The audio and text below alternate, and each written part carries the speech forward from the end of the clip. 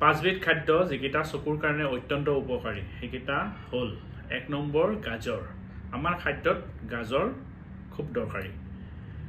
গাজৰত vitamin A থাকে, vitamin A বা beta carotene.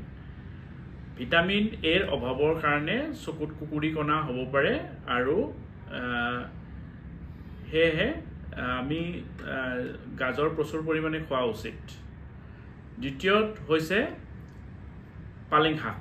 পালেং শাক বা যিকোনো গ্ৰীণ লিফি ভেজিটেবলছ বা সেউজীয়া শাক পাচলি আমি প্ৰচুৰ পৰিমাণে খাব লাগে, কাৰণ পালেং শাকত আমাৰ লিউটিন আৰু জিয়াজেন্থিন থাকে। লিউটিন আৰু জিয়াজেন্থিনে আমাৰ চকুৰ ৰেটিনাৰ ভিতৰত এটা মেকুলা বুলি এটা ঠাই আছে, তাত মেকুলাৰ যাতে ডিজেনেৰেশ্যন নহয়, এজ ৰিলেটেড মেকুলাৰ ডিজেনেৰেশ্যন যাতে নহয় তাৰ কাৰণে লিউটিন আৰু জিয়াজেন্থিনে সহায় কৰে।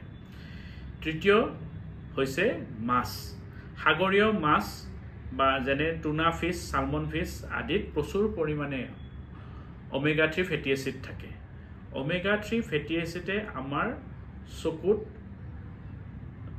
যাতে মেকুলাৰ ডিজেনেৰেশ্যন নহয়, যাতে কেটেৰেক্ট সোনকালে নহয়, যাতে ব্লাড ভেচেল ঠিকে থাকে তাৰ কাৰণে দৰকাৰ।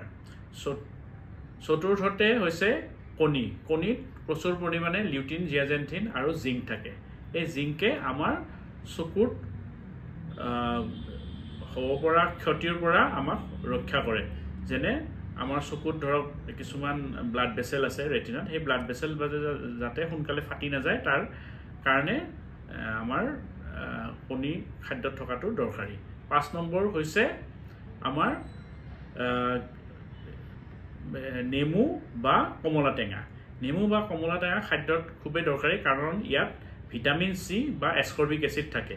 ভিটামিন চি এটা এণ্টিঅক্সিডেণ্ট আৰু ই আমাৰ চকুত ফ্ৰী ৰেডিকেলছৰ পৰা হ'ব পৰা ডেমেজ, যেনে আল্ট্ৰাভায়লেট ৰে আদিৰ পৰা হ'ব পৰা ডেমেজৰ পৰা আমাৰ চকুজুৰি ৰক্ষা কৰে। তাৰোপৰি আমাৰ চকুৰ ৰেটিনা বা কেটেৰেক্টৰ পৰাও ইয়াক আমাৰ ৰক্ষা কৰে, আৰু ৰেটিনাত মেকুলাৰ ডিজেনেৰেশ্যন যাতে সোনকালে নহয় তাৰো ই